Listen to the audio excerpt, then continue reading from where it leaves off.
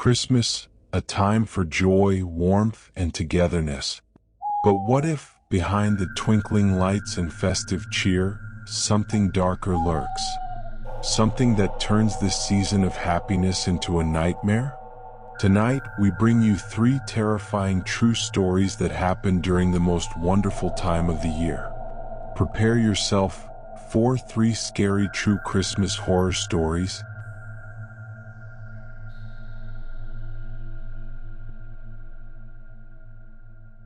Our first story takes us to a small, quiet town in the heart of the snowy mountains.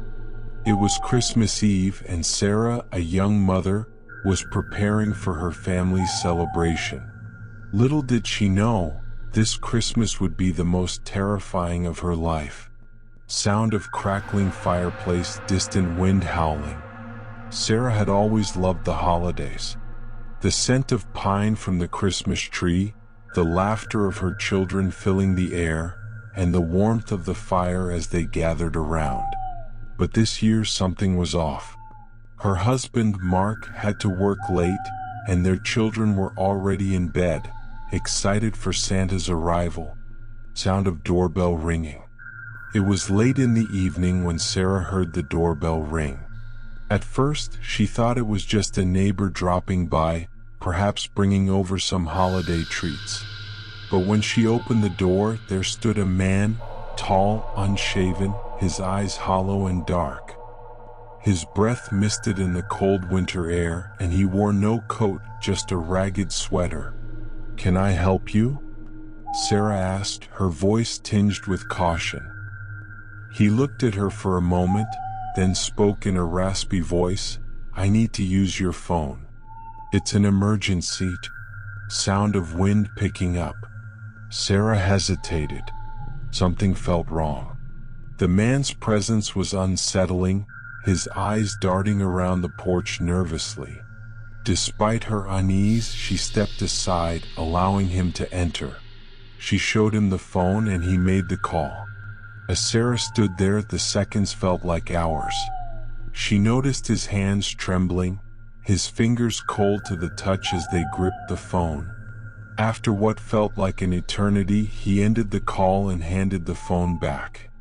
But as he did, he looked at Sarah with an expression she would never forget. "You shouldn't be alone tonight," he said in a whisper before quickly leaving the house, disappearing into the cold night. Relieved yet unsettled, Sarah shut the door. But as she locked it, she noticed something terrifying. The shadows of her children's bedroom door moved. A figure was standing in the hallway, watching her. Terrified, Sarah ran to her children's room, only to find the door wide open. The room was empty. Sound of quick footsteps. A chill ran down her spine as she realized something. That man hadn't left, he was still inside the house. The search continued, but he was never found. The police later found that Sarah's phone call had never gone through. And worse, no one had ever seen that man again.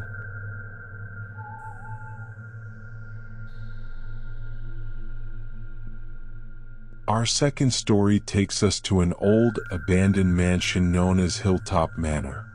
Nestled on a hill, surrounded by dense trees, it was a place few dared to visit after dark. But one Christmas, a group of friends decided to spend the holiday in the infamous manor, unaware of the ghostly presence that still haunted its halls. Sound of creaking door, distant thunder. Sarah and her friends were adventurous, always seeking new thrills. That Christmas, they thought it would be a good idea to stay in Hilltop Manor. The place was large, imposing, and had a dark reputation. It had been empty for decades, ever since the tragic death of its owner, Mr. Walter Fitzgerald, a wealthy man whose family mysteriously disappeared one Christmas Eve. They arrived in the late afternoon, the sky already darkening as snowflakes began to fall. The mansion loomed before them, casting an eerie shadow over the snowy landscape. The doors creaked open as if they had been waiting for them. As they explored, Sarah felt a chill in the air that grew colder the deeper they went into the house. They reached the grand staircase, where they noticed a faded portrait of Mr. Fitzgerald. His cold eyes seemed to follow them as they moved past. After settling in, the group gathered around the fireplace, trying to shake off the unease. But as the clock struck midnight, strange things began to happen. The house groaned and the wind howled louder, rattling the windows. The sound of soft footsteps echoed from above, even though no one was upstairs. Sound of footsteps, faint whispering.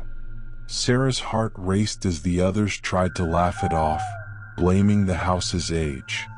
But then a loud bang came from the kitchen.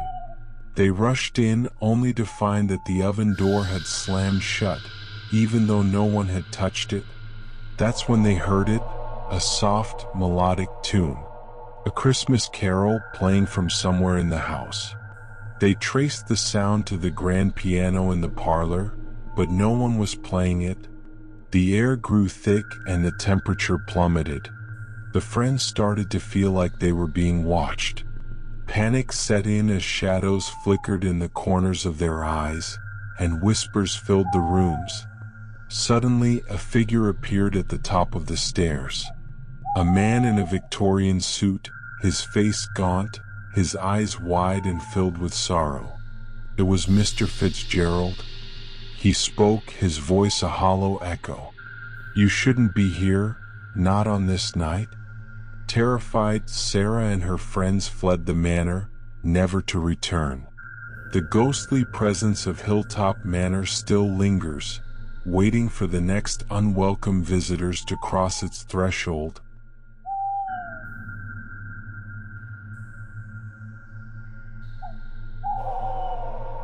Our final story takes place in a small village, where one Christmas Eve, a young couple named Emily and Jack were preparing for their first Christmas together. It was supposed to be a time of joy, but it would soon become a nightmare. Sound of wind rustling, soft footsteps and snow. Emily and Jack had moved into a charming cottage at the edge of the village. It was the perfect place to celebrate Christmas. But as the evening wore on, something began to feel off. There was an overwhelming silence outside, as if the world itself had fallen asleep. As they decorated their tree, Emily noticed a figure standing at the edge of the garden, staring at their window. She was about to call out when the figure disappeared into the darkness. Thinking it was just someone passing by, she went back to preparing for the night ahead. But then the strange occurrences began. First, the doorbell rang twice. But when Emily opened the door, no one was there. Then the knocking started, faint but persistent. It was coming from the walls, the floors, the ceiling. It was everywhere. Sound of knocking, soft and irregular. Jack grew concerned but dismissed it as the house settling. However, when the lights began to flicker, the knocking grew louder, more frantic. Finally, the door to the kitchen slammed shut, and as they tried to open it, they found it locked from the inside. That's when Emily saw him. A figure dressed in black, standing at the end of the hallway. His face was obscured by shadows, but his eyes, those cold, empty eyes. He didn't move, didn't speak. He just watched them. They tried to escape, but every exit was blocked. The figure moved closer, his footsteps slow and deliberate. As he reached out toward them, Emily screamed. Sound of sudden silence. And then, just as quickly as it started, the figure vanished. The house returned to an unnatural calm and the knocking ceased. The next morning, when they went outside to leave, they found strange footprints in the snow, leading to the door. But no one had entered and no one had left. To this day, Emily and Jack can't explain what happened that Christmas Eve. But the silence, the haunting, and the chilling presence still linger in their minds, reminding them that some visitors never leave,